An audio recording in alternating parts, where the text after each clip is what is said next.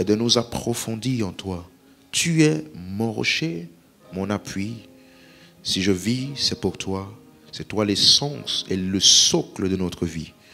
Alors donne-nous de mieux te connaître afin de mieux te servir.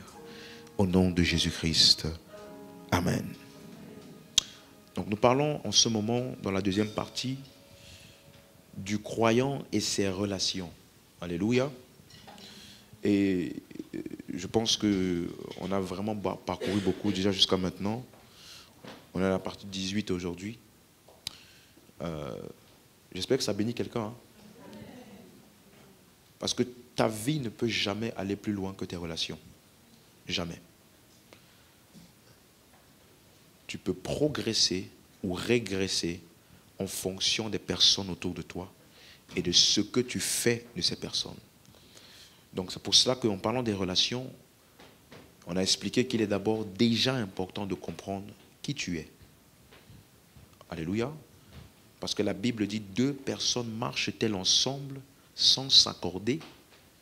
Donc la base d'une relation, c'est qu'on a des points d'accord, des points d'agrément. Donc pour savoir quels sont les points d'agrément, il faut d'abord que je sache qui je suis. Qui suis-je?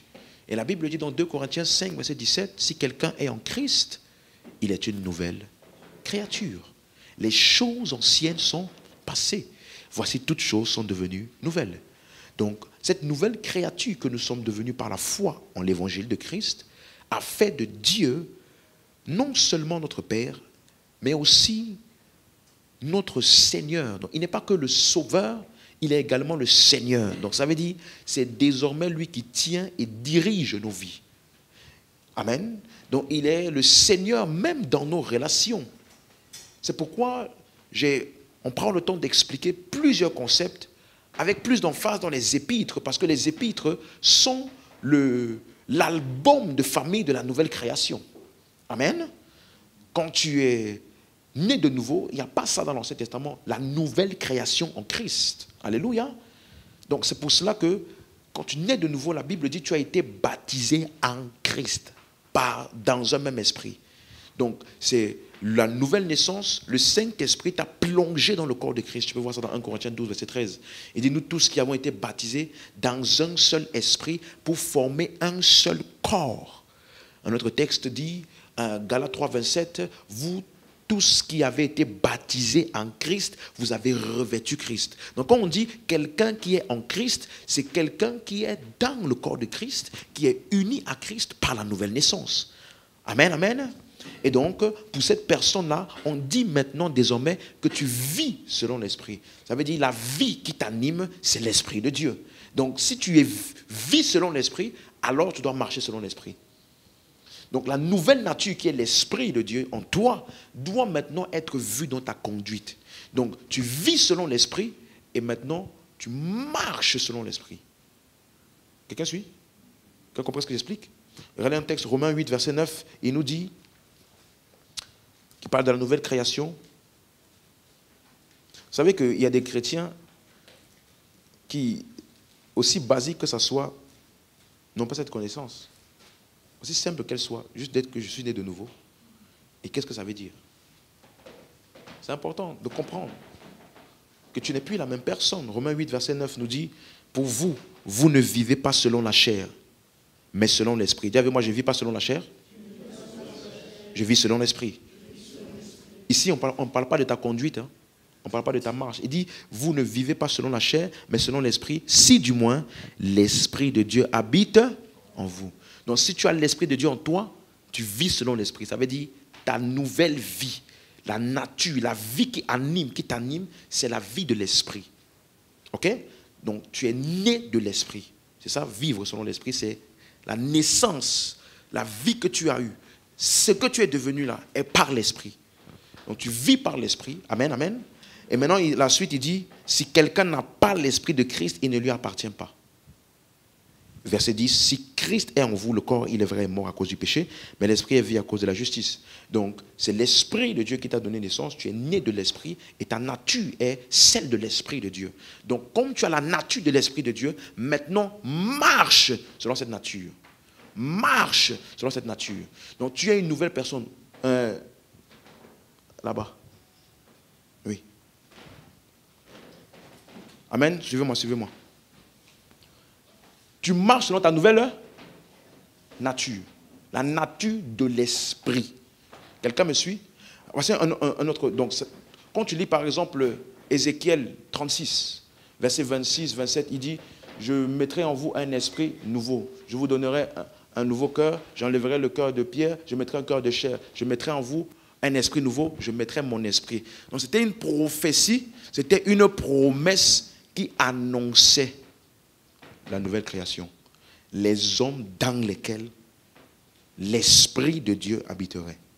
Donc, ces hommes-là, on appelle nouvelle création. Dis avec moi, je suis une nouvelle création en Christ. On a donc vu que cette nouvelle création est aussi appelée enfant de Dieu. Donc, tous les hommes sur la terre ne sont pas enfants de Dieu. On se rappelle de ça?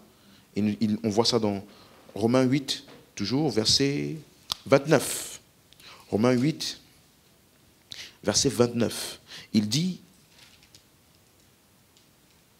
car ceux qu'il a connus d'avance, il les a aussi prédestinés, semblables, enlève le à être, c'est pas dans l'original, semblables à l'image de son fils, afin que son fils fût quoi? En ensemble? Son fils fut quoi? Le premier-né entre plusieurs frères. Donc, cette nouvelle création, Jésus est désormais le premier-né. Dans les 4 évangiles, il était appelé le Fils unique. Mais ça, c'est parce que c'était avant sa résurrection. Mais par sa résurrection, il a engendré la nouvelle création. Il a engendré l'Église. Il est maintenant le premier-né d'entre les morts ou le premier-né d'entre plusieurs frères. Donc, Jésus et nous, aujourd'hui, nous appartenons à la même famille. Amen. Nous sommes fils comme il est fils. Amen, amen. Même chose dans Hébreux 2, verset 10. Je donne des textes rapidement. Hébreux 2, verset 10. Il convenait en effet que celui pour qui et par qui sont toutes choses et qui voulait conduire à la gloire beaucoup de fils. Il voulait conduire à la gloire qui? Beaucoup de fils. Donc, cette gloire de la résurrection parle de la multitude des fils. C'est ça la gloire de la résurrection. Le fait que le grain de blé qui était seul a maintenant produit beaucoup. Plusieurs fils. Donc, qu'on voulait conduire à la gloire beaucoup de fils. Il éleva à la perfection par les souffrances, le prince de leur salut. Verset maintenant 11. Car celui qui sanctifie et ceux qui sont sanctifiés sont tous issus d'un seul.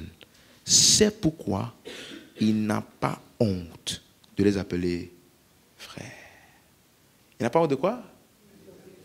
Donc aujourd'hui, nous sommes des frères de Christ et des fils de Dieu. C'est clair? Amen, amen. Donc lorsque tu nais de nouveau, tu as reçu l'évangile, tu es fils de Dieu. Et on a vu donc que cette nouvelle nature influence tes relations. On a parlé premièrement des relations d'amitié. Aujourd'hui, un chrétien doit faire attention à ses amitiés. La Bible dit, Jacques 4, verset 4, adultères que vous êtes, ne savez-vous pas que l'amour du monde est inimitié contre Dieu? Celui qui veut être ami du monde sera ennemi de Dieu. Vous avez compris? Donc ça veut dire, quand tu as dit oui à Jésus, en même temps, tu viens de dire bye bye au monde. Tu ne peux pas être en Christ et être ami du monde. Parce que vous n'avez plus des points d'accord. Parce que c'est ça le socle des relations, ce sont les points d'accord. Mais on n'a plus de points d'accord parce que je suis en Christ, il est du monde. Je crois que Jésus est le Fils de Dieu et le Sauveur. Lui, non. Donc on va discuter de quoi? Les valeurs et les principes avec lesquels je vis sont ceux de la nature de l'Esprit de Dieu en moi qui sont régis par la parole. Lui, non. Donc, on va interagir sur la base de quoi? Notre amitié, cette relation va être basée sur quoi? Puisque deux marchent ensemble, comment deux peuvent-ils marcher ensemble sans s'être d'abord quoi? Accordés. Donc on va s'accorder sur quoi? C'est pour ça que Paul, dans 2 Corinthiens 6, verset 14, dit « Ne vous mettez pas avec des infidèles sous un joug étranger, car qu'y a-t-il de commun? Il y a quoi de commun entre la justice et l'iniquité? Quel rapport y a-t-il entre la lumière et les ténèbres? » Donc, l'enfant de Dieu, le croyant aujourd'hui, il est appelé quoi? Lumière. Dis avec moi, je suis lumière. Et ceux qui ne sont pas en Christ sont appelés comment? Ténèbres. Donc comment tu as vu lumière et ténèbres ensemble, ils cohabitent, ils négocient ensemble? Ça n'existe pas. Amen. Donc ta nouvelle création va influencer tes relations. La nouvelle personne que tu es devenue va maintenant influencer le type de personne avec lequel tu vas relater de manière proche. Tu ne peux pas dire, lui là c'est mon meilleur ami et c'est un incroyant. Comment? Parce que meilleur ami implique qu'on discute, on échange, on se confie des choses, on se conseille l'un l'autre. Donc, s'il ne croit pas en Jésus, il va me conseiller sur la base de quoi? Si tu as quelqu'un qui t'a fait du mal, tu vas le voir, et il va te dire quoi? Pardonne, il va te dire pardonne. Il ne va pas te dire aimez vos ennemis, il ne va pas te dire ça. Si ce n'est pas un croyant, il ne va pas te dire ça. Il va te dire c'est dent œil pour œil. Il t'a fait 1, tu fais 4, mon frère. C'est peut être ton ami. Amen. Donc entoure-toi des personnes qui vont booster et édifier ta marche en Christ. Donc tes amis doivent être des croyants. Et je vais rajouter un petit détail aujourd'hui. Je demande déjà pardon, c'est la Bible. Parce que depuis que j'ai commencé cette série, je dis toujours, je ne suis qu'un porte-parole. Je ne suis pas, ce n'est pas mon opinion que je donne là, c'est la Bible que Dieu a mis dans ma bouche et que je vous dis. Vous comprenez? Donc si tu n'es pas content, tu prends la Bible et tu discutes avec la Bible, pas avec moi. Moi, je n'ai rien à voir avec ça. Amen. Ça veut dire que, suis-moi, même parmi les croyants maintenant, tu dois aussi trier. Par exemple, on a vu ça dernièrement, 1 Corinthiens 5, verset 1. Est-ce qu'on a vu ça même? Vendredi dernier? Non, je ne me rappelle plus. Par exemple, s'il y a un croyant qui vit dans le péché, vivre dans le péché veut simplement dire avoir une récurrence de récidive d'actions pécheresses dans lequel il coule régulièrement, sans vergogne. On dit 1 Corinthiens 5, verset 1. Tu es avec moi? Dis à ton voisin, c'est la Bible. On entend dire généralement qu'il y a parmi vous de l'impudicité. Et une impudicité telle qu'elle ne se rencontre pas même chez les païens. Suis-moi, il parle de l'église, hein? Il parle d'une église, ça c'est les frères en Christ. C'est-à-dire que leur niveau d'impudicité est pire que chez les païens. Et c'est des chrétiens. On n'a pas dit que vous êtes des païens, c'est des chrétiens, ils sont toujours enfants de Dieu. Amen. Et il dit maintenant, c'est au point que l'un d'entre vous a la femme de son père. Ah! Elle dit, ça, c'est certainement pas sa mère, parce qu'on aurait dit sa mère. Elle dit, soit sa mère elle est morte, soit son père et sa mère sont séparés. Et puis la go de son père là, quand elle venait à la maison, lui il passait par derrière pour la draguer aussi. Et puis il a pris la go de son père et puis il l'a amené à l'église. Et puis ça s'est ensemble à l'église.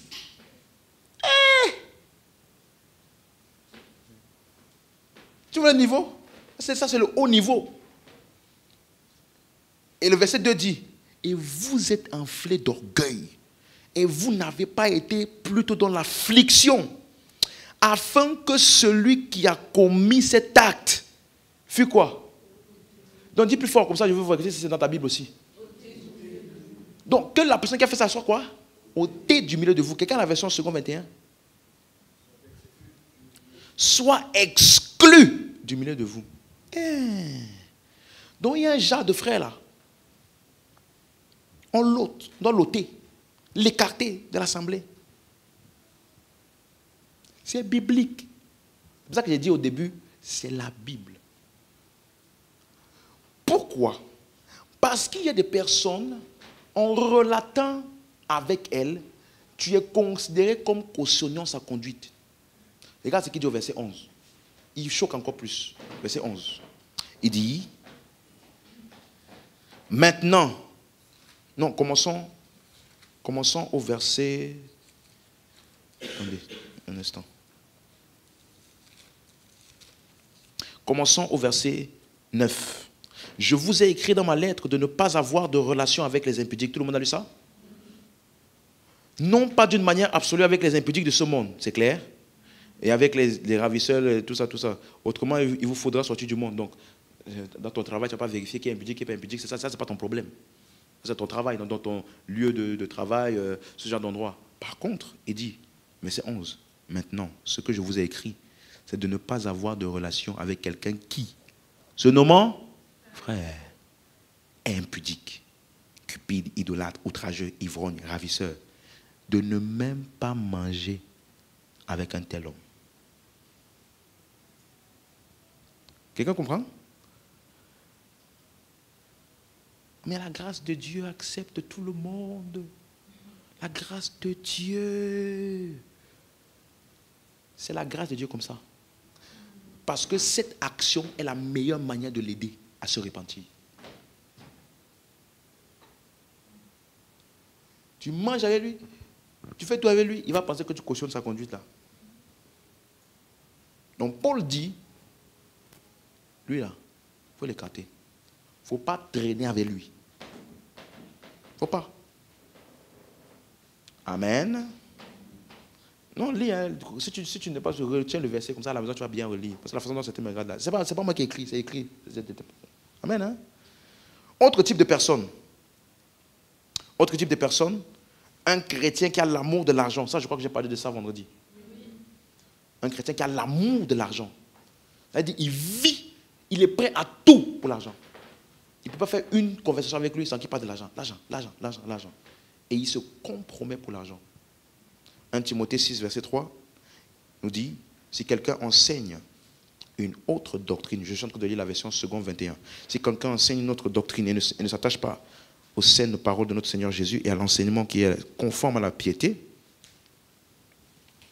verset 4, 1 Timothée 6, verset 4, il est aveuglé par l'orgueil. Il ne sait rien. Hein? On dit qu'il enseigne, hein? Mais on dit qu'il ne sait rien. Il a la maladie des controverses et des querelles de mots. C'est de là que naissent les jalousies, les disputes, calomnies, les mauvais soupçons, les discussions violentes entre des hommes à intelligence corrompue, privés de la vérité, qui croient que la piété est une source de profit. Ça, j'ai bien expliqué ça vendredi.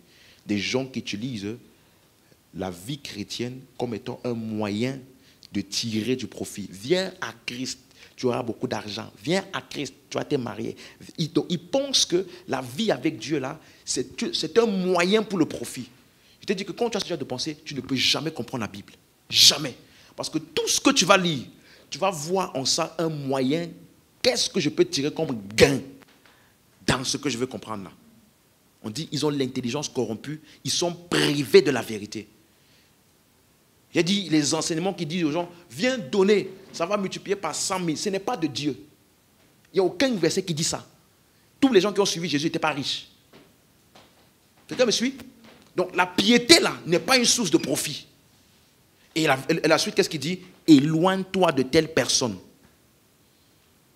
Donc si tu vois un chrétien qui se corrompt, ça veut dire toutes les valeurs qu'il a, il n'a pas, ça veut dire ce qui motive tout ce qu'il fait, c'est s'il y a un gain matériel.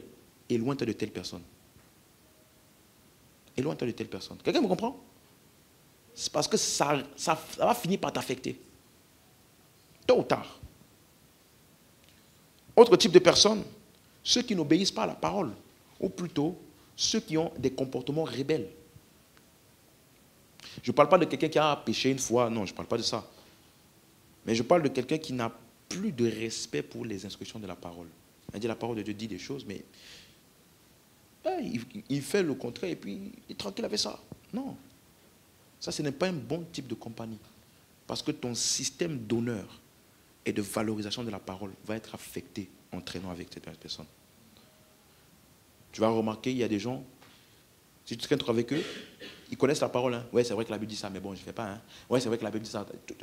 Ouais, c'est vrai que la Bible dit ça, mais ouais, c'est vrai que la Bible dit ça. Au fur et à mesure, toi aussi, dans ton système de pensée, tu vas voir des choses qui sont écrites. Tu ne vas plus sentir aucune compulsion d'obéir.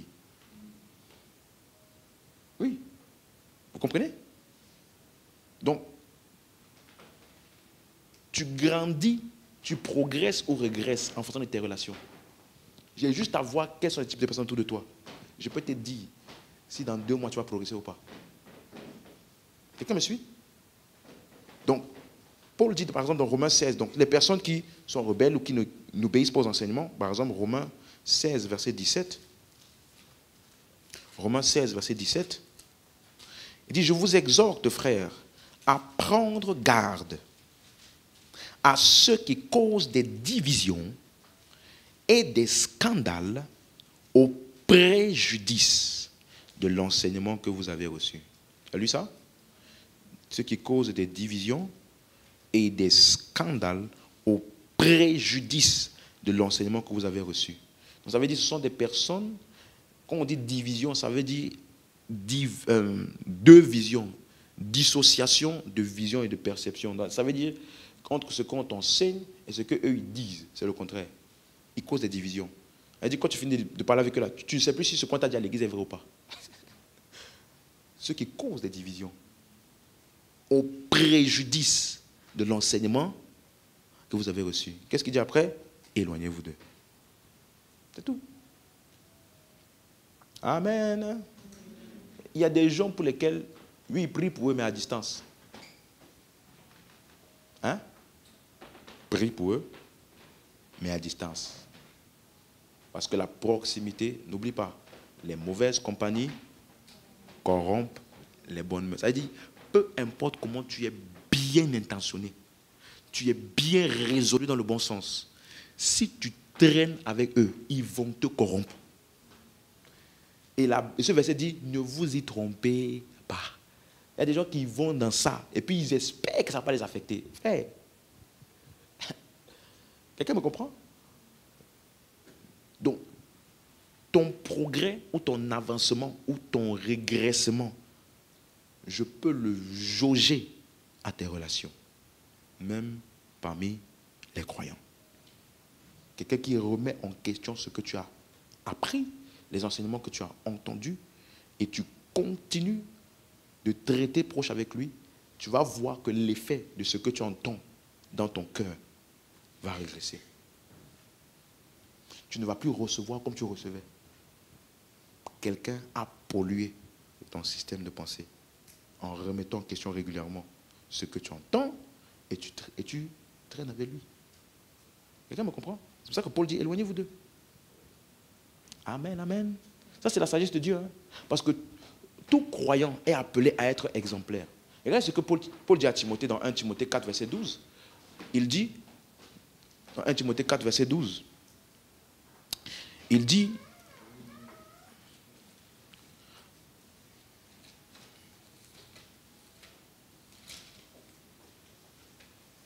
que personne, tu es avec moi?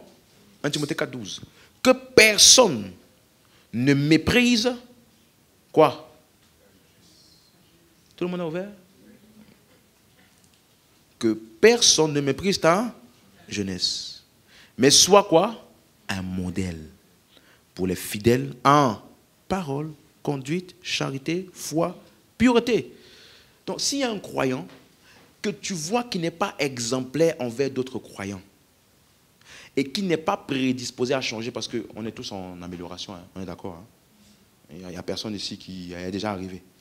On est tous en amélioration. Mais si tu vois quelqu'un qui n'est pas exemplaire et qui n'est pas prédisposé à changer, ça par contre, ce n'est pas une bonne relation pour toi si tu traînes avec.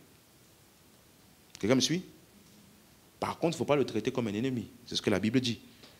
Il faut s'éloigner pour qu'il puisse éprouver de la honte et se repentir. 2 Thessaloniciens 3, 14. On est toujours en train de parler des relations. 2 Thessaloniciens, c'est juste avant Timothée. 2 Thessaloniciens 3, verset 14. Amen, amen. 2 Thessaloniciens 3, verset 14.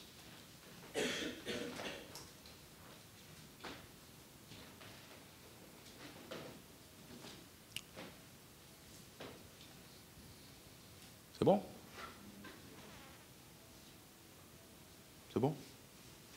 T'as trouvé? Non? Non, trouve, frère, trouve. Aidez-le.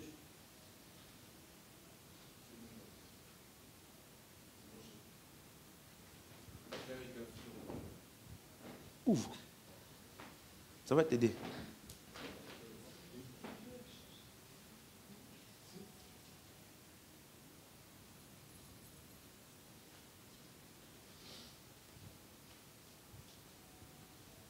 Dis à ton voisin, faut connaître ta Bible, hein? C'est bon? Ok. Bon, j'ai dit quel verset maintenant? J'ai oublié. Voilà, 2 Thessaloniciens 3, verset 14. Si quelqu'un n'obéit pas à ce que nous disons par cette lettre, faites quoi? Notez-le. Ça veut dire que tu dois avoir un cahier? Non, je rigole. Ça veut dire juste, prends note de. Sois conscient de. Prends note, hein? Et fais quoi? Et n'ayez point de communication avec lui afin qu'il éprouve de la honte. Vous voyez? Donc, ce n'est pas pour faire du mal. Par contre, cet isolement amène un questionnement et une remise en question. Tu te rappelles quand tu étais petit, en tout cas, nous ce n'était pas comme ça, mais j'ai vu ici en France, on fait ça. Quand un enfant fait une bêtise, on dit au coin. Au coin, là, ça veut dire quoi? Au mur. Ça veut dire quoi? Quand tu es mis au mur, n'est-ce pas? Tu fais quoi? Tous les enfants peuvent jouer, toi tu restes où? On te laisse là 2, 3, 4 heures. Non, 2, 3 minutes. Hein? Quand on revient, alors tu as appris la leçon? Tu vas encore recommencer? Non, je ne vais plus recommencer. Donc, en quoi est-ce que les gens qui jouent, et lui ici, en quoi est-ce que ça là, tu viens maintenant lui dire, tu as appris la leçon? Quelle leçon? Isolement là, ça apprend. Ça apprend des choses. Ça veut dire, ça l'amène à remettre en question des choses qu'il n'aurait pas mises en question si tu aurais dit, c'est pas bien, c'est pas bien. Parce que j'ai dit plusieurs fois, c'est pas bien. Quand tu dis maintenant, le coin. Là maintenant, il comprend que, ah là, c'est vraiment sérieux la chose. Vous comprenez? Donc, afin qu'il éprouve de la honte. Pourquoi? Pour qu'il puisse se repentir, changer de mentalité, de pensée. C'est clair? Parce que souvent je parle avec des personnes et j'ai l'impression, c'est une impression, qu'ils sont plus gracieux que Dieu. Ils pensent qu'ils sont plus gracieux. Donc, ils disent, non, quand même. Oh, c'est Dieu qui a dit. Il dit que la meilleure manière de l'aider dans cette situation-ci, ce n'est pas en parlant. Parler ne va pas aider. Isoler va aider. Amen. Mais regarde la précision qu'il met, verset 15. Ne le regardez pas comme un ennemi, mais avertissez-le comme un frère. Elle dit, tu le vois en route, tu vas change de trottoir. C'est pas ça, c'est pas un ennemi. Il y en a qui sont toujours dans l'extrême. C'est pas ça qu'on est en train de dire. Tu dois comprendre que tu es en train de faire du bien à. Il y a des personnes, quand ils sont dans la désobéissance, ils te trouvent toi comme un bon appui pour se sentir bien dans leur action là. Parce qu'ils savent que toi, quand il va venir te voir, tu ne vas rien dire. Tu vas vager avec lui, faire comme tout va bien, manger, parler, tout ça. Alors qu'il sait qu'il n'est pas en train de marcher comme il faut. Ne sois pas le réconfort des rebelles. Ne sois pas. Alléluia. Parce qu'en le faisant, tu ne l'aides pas. Même si tu penses l'aider. Tu ne l'aides pas. Amen, amen. Un autre type, donc il faut même en tant que chrétien, voir ça. Pourquoi? Parce que de 1, ça va t'affecter, et de 2, ça ne l'aide pas. Ça ne l'aide pas. On dit par exemple dans 1 Timothée 5,8 que celui qui ne prend pas soin de sa famille, il est pire qu'un infidèle. Pas parce qu'il a un problème financier, c'est chaud, non. Juste parce qu'il est irresponsable. Quelqu'un a la possibilité de prendre soin de sa famille, mais il dépense à gauche, à droite, n'importe comment. Il est ton ami? Comment il est ton ami? Il ne peut pas être ton ami. La seule langage que vous devez avoir là, c'est frère, change ça, c'est pas bon. On va sortir ensemble, on va enjoy. Et puis en plus, c'est lui qui paye. Alors que tu sais très bien que celui-là, il n'est pas responsable. Vous comprenez? Il y a des manières d'aider les personnes qui ne sont pas seulement en parlant. Amen. Donc,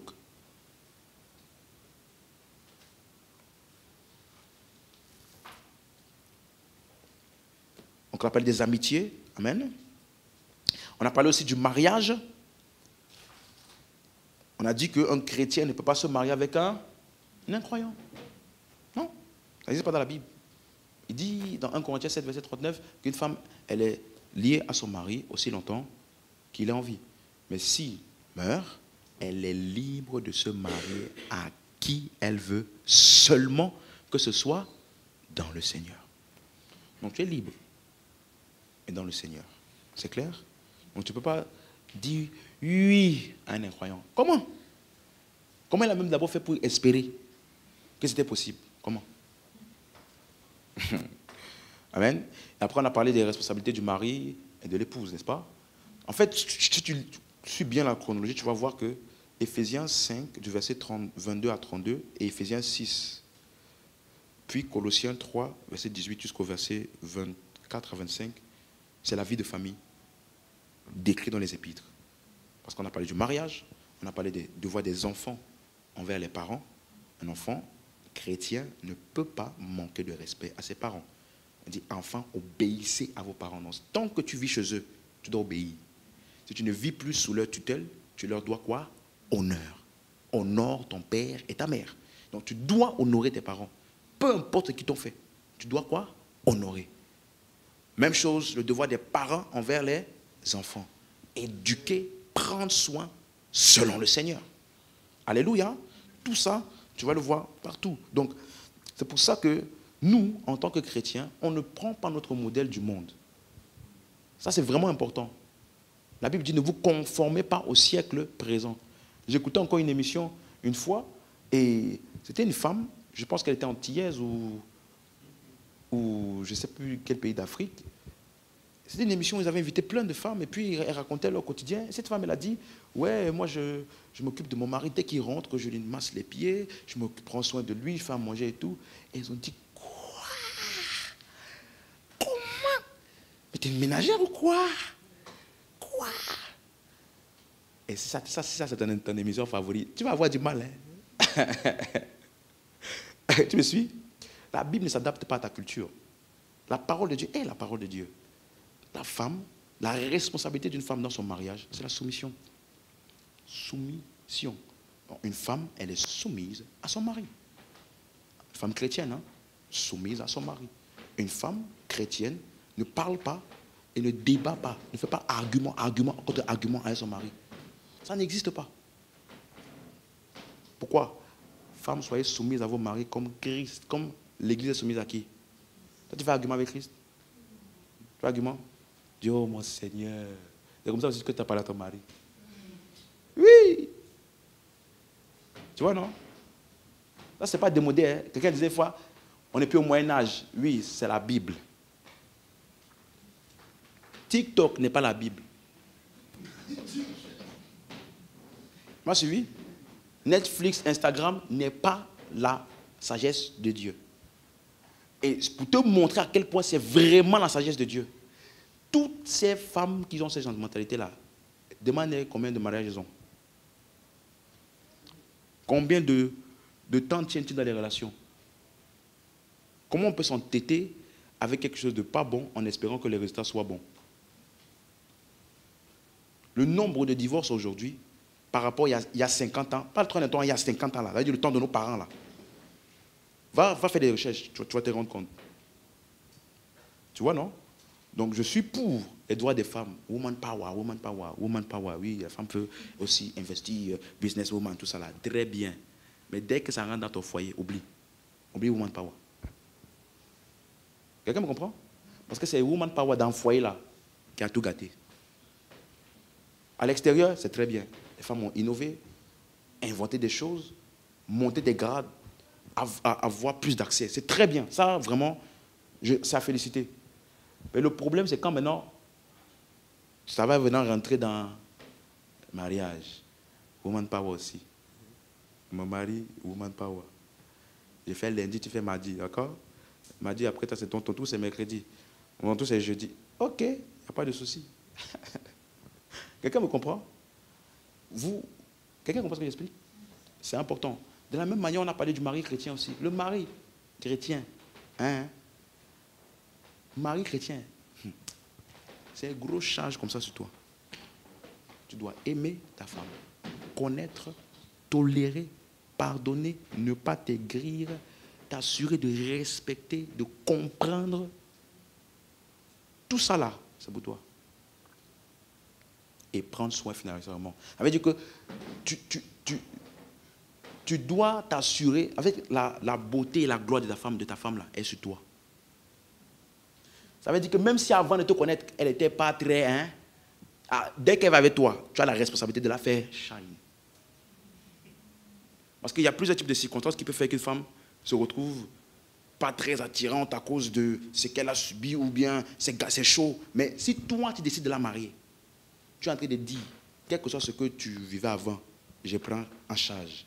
Donc, tu ne peux pas voir une femme, avant de se marier, elle était shine, tout ça, elle brillait et tout. Maintenant, elle se marie avec toi, on dirait elle est partie en prison. Tu la vois, tu ne la reconnais même plus. Non, hein? La femme est la gloire de l'homme, la Bible dit. Donc la beauté et la gloire d'un homme est vue sur sa femme. De la même manière que l'Église est la gloire de Christ. On voit glorifier Christ dans son Église. Amen, amen. Donc, tous doivent comprendre ça. Et c'est comme ça que ça marche. Amen, amen. On a commencé aussi à parler maintenant de la relation employé-employeur. C'est ça, hein? Vendredi dernier. Non. Oui, l'employeur. Non. L'employé envers son employeur. C'est ça? Ou le salarié envers son patron. C'est clair? Et on a dit que le témoignage, hein, ce n'est pas le fait d'avoir trouvé un nouveau travail. Eh bien, Dieu, j'ai trouvé un nouveau travail. Ça, c'est bien. Hein? Mais trouver un nouveau travail, là, tout le monde trouve un nouveau travail, même les incroyants. Il n'y a pas de témoignage spécial dedans. Ce qui est spécial, c'est ta conduite dans ce travail. C'est ton caractère chrétien exposé dans ce travail. Parce que la Bible dit que nous sommes la lumière du monde, Matthieu 5, 14. Que votre lumière brille devant les hommes et qu'ils voient vos bonnes œuvres et glorifient votre Père. Donc le témoignage n'est pas dans le fait que j'ai eu une nouvelle promotion, j'ai eu un nouveau travail. Le témoignage est dans le fait que dans ce travail-là, j'ai reflété Christ, j'ai honoré Christ. Or, comment je sers et honore Christ dans mon mariage, dans mon travail, la Bible dit, Éphésiens chapitre 6, à partir du verset 5, ouvrons. Éphésiens chapitre 6, verset 5. Serviteurs, obéissez à vos maîtres selon la chair, avec crainte et tremblement, dans la simplicité de cœur comme à Christ. Tu as vu ça? Donc, comment je sers Dieu dans mon travail? En obéissant, en étant soumis et en obéissant à mes autorités dans le travail. C'est clair? Amen. Verset 6, il dit, non pas seulement sous leurs yeux, comme pour plaire aux hommes, mais comme des serviteurs de Christ qui font de bon cœur la volonté de Dieu. Tu as vu ça? Donc, comment je sers Christ et je fais de bon cœur la volonté de Dieu en servant mon employeur. Il dit au verset 7, servez-les avec empressement. Donc j'ai dit, pas de murmures, plaintes, tous ces types de caractères-là ne viennent pas de Dieu. Tu n'honores pas Dieu dans ton travail quand tu le fais. Amen. Sers avec empressement, sois exemplaire.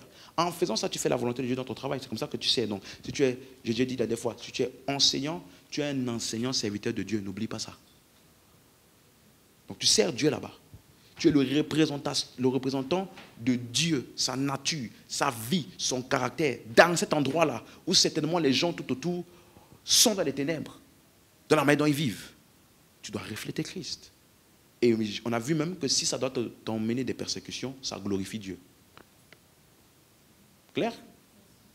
Donc, maintenant, il y a aussi la responsabilité des employeurs envers les employés. Parce qu'on a dit que quand tu es employé, ton vrai patron, c'est qui? Christ, n'est-ce pas? Maintenant, regarde, verset 9. Et vous, maîtres, agissez de même à leur égard et abstenez-vous de menaces. Dis avec moi, abstenez-vous des menaces. Sachant que leur maître et le vôtre est où? Dans les cieux. Et que devant lui, il n'y a point d'acception de personne. Donc, n'utilise pas ton titre ou bien ta position d'employeur pour menacer, vilipender, assujettir les gens. Non. Non. Ça veut dire qu'un employeur chrétien, il s'assure d'être un bon patron envers ses employés. Colossiens 4, verset 1, Colossiens 4, verset 1. Colossiens, c'est juste après, après Éphésiens, il y a Philippiens, et après Philippiens, il y a Colossiens. Colossiens 4, verset 1. C'est bon? Maître, accordez à vos serviteurs, regardez bien ce qu'il dit, ce qui est juste et équitable, sachant que vous aussi, vous avez un maître où? Dans le ciel. Donc, un patron ne fait pas du favoritisme, ni de l'injustice. Tu es équitable envers les autres. Amen, amen. Donc la Bible donne une instruction claire ici. Tu dois payer leur salaire de manière équitable. Payer à temps. Donner des promotions. Ça, c'est un bon patron. Parce que s'il le mérite, tu donnes. Il y a des gens, ils s'évertuent dans le travail. Mais le patron, il regarde juste son bénéfice. Ah, il ramène beaucoup d'argent, hein, mais il ne fait pas de promotion. Ça, ce n'est pas juste. Parce que quelqu'un qui te fait autant de bénéfices, tu dois aussi le promouvoir. Ça, c'est juste et équitable. Amen, amen. Donc, pas juste avec l'argent, mais aussi avec des promotions. Ça fait partie du devoir de l'employeur. L'employeur doit éviter les disputes et les conflits. Il doit éviter de se disputer avec son staff.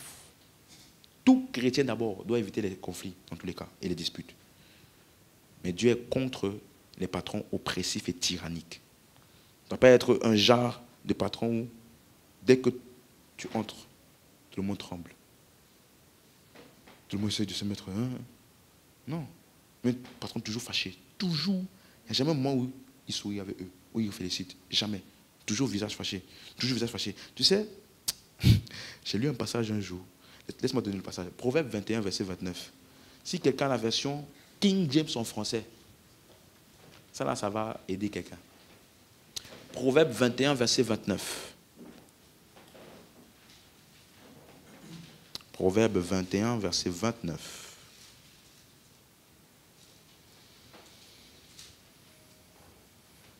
Proverbe 21, verset 29. On va d'abord lire la version en 8 secondes. C'est bon? Tout le monde a trouvé? C'est bon?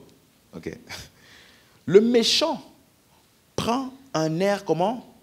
Effronté. Mais l'homme droit affirme sa voix.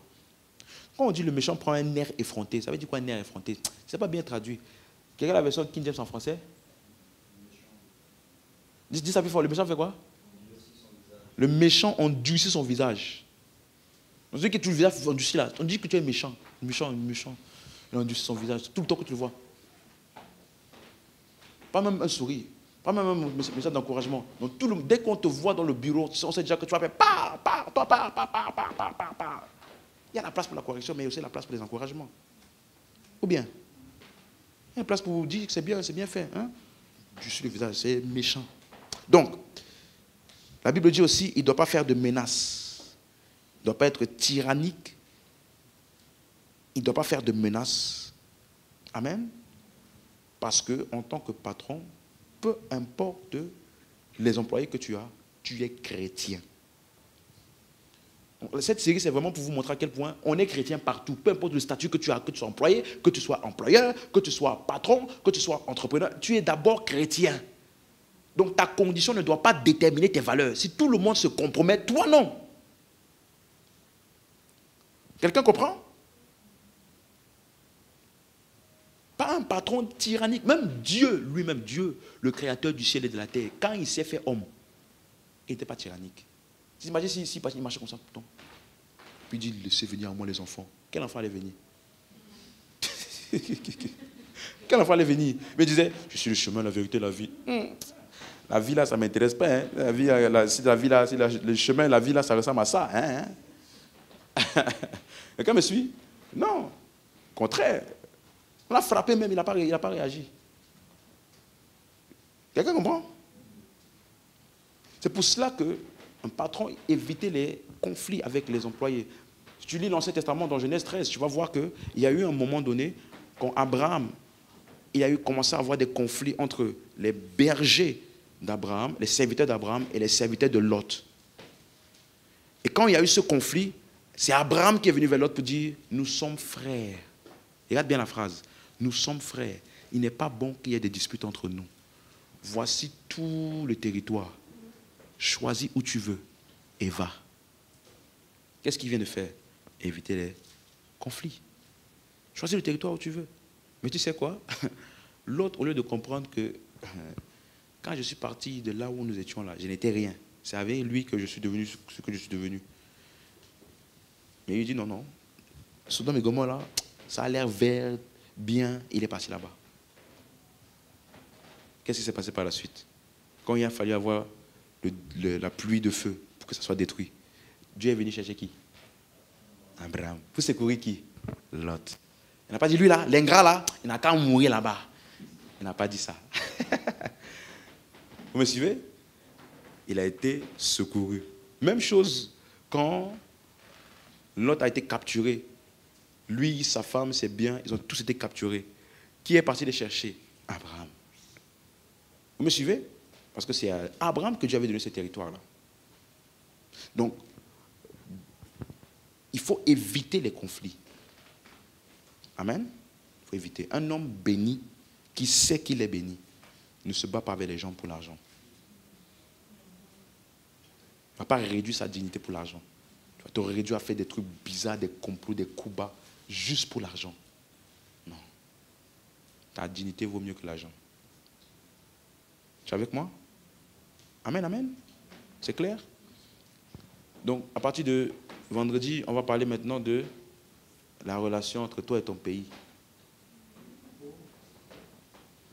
Parce qu'il y a des gens qui disent, moi je ne suis pas citoyen français, je suis citoyen du royaume des cieux. Et puis tu travailles ici. Ta maison est ici. Tes enfants sont ici. Tes revenus sont ici. Ton salaire est ici. Et puis tu n'es pas citoyen d'ici. Tu es citoyen du royaume des cieux. Ok. Quelqu'un suit? Quel est mon devoir envers les autorités du pays, le gouvernement?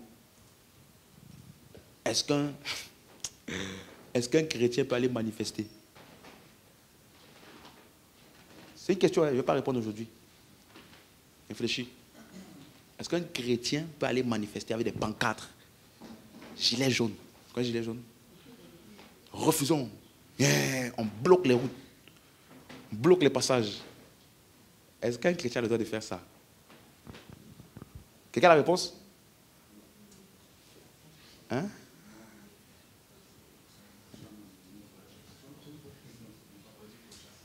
Hein? Ils n'ont pas de répondre. Hein? Ou bien, est-ce qu'un chrétien ou même un pasteur a le droit d'être un activiste pour les droits?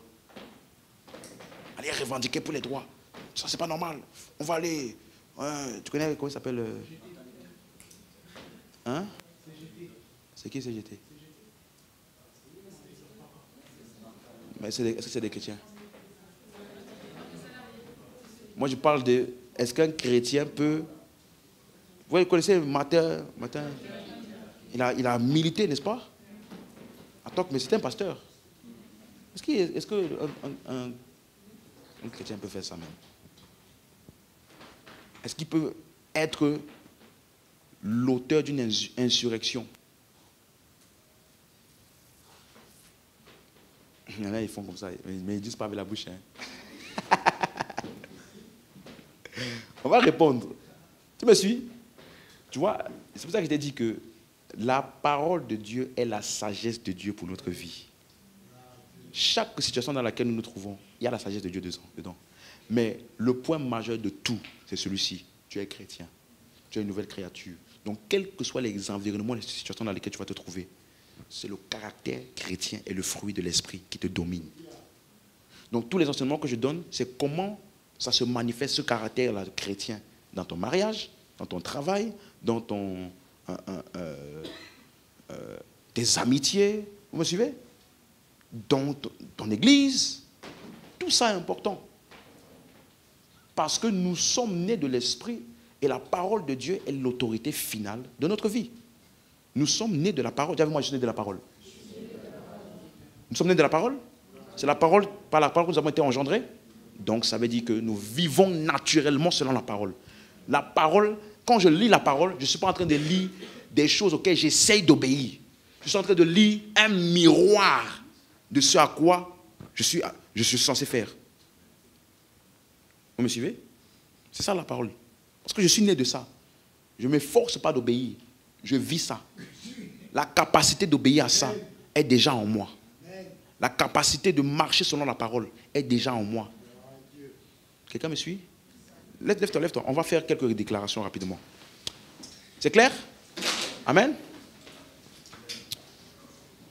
Dis avec moi, au nom de Jésus. Je suis né de Dieu. Je suis né de la parole. La parole de Dieu est ma nature. L'Esprit de Dieu est celui qui m'a engendré.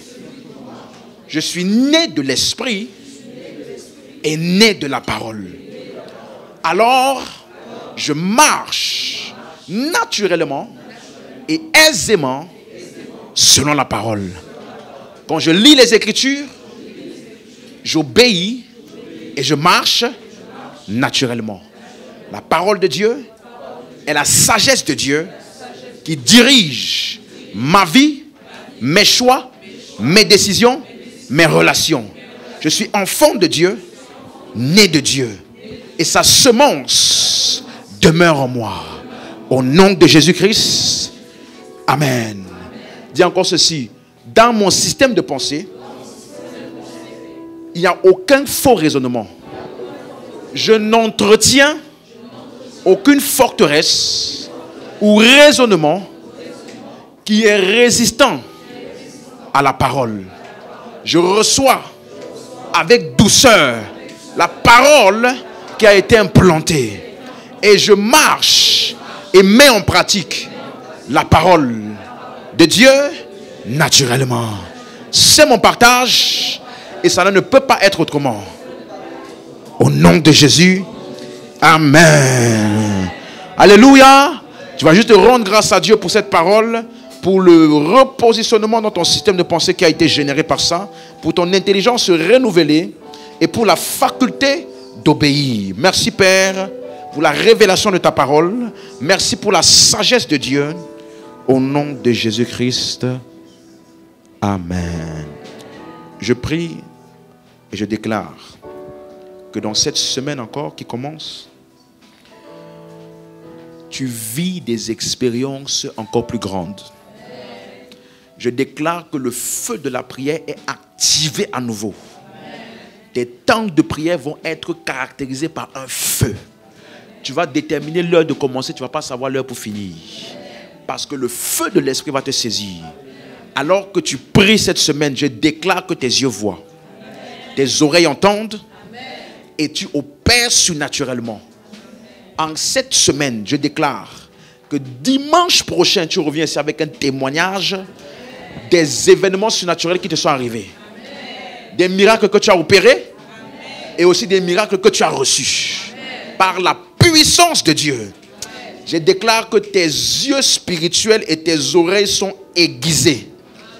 Dieu enverra des personnes vers toi et tu vas prophétiser avec précision. Tu sauras exactement quoi leur dire, comment les diriger et leur donner la parole du Seigneur. Et ça va causer en eux un amour pour le Seigneur et une conversion à Jésus. Dans le nom de Jésus-Christ.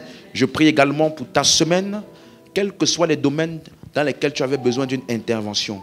Je déclare que la puissance de Dieu te dévance. Dans les lieux où il y a des décisions qui doivent être prises pour toi, que la puissance de Dieu te dévance là-bas. Et que tu obtiennes des réponses favorables, des bonnes nouvelles. Et si tu avais une maladie dans ton corps, je déclare que cette maladie est complètement dissipée. Le diagnostic est changé. Du haut de la tête jusqu'à la plante des pieds, la puissance de guérison guérit toute maladie, restaure toute cellule endommagée. Tout ce qui était déformé reprend forme. Tout ce qui était souillé ou corrompu est remis à nouveau. Tout ce qui était affaibli est ravigoré. Tout ce qui était endommagé est restauré. Tout ce qui était manquant est recréé. Dans le nom de Jésus-Christ. J'ai ainsi prié au nom de Jésus. Amen. Alléluia.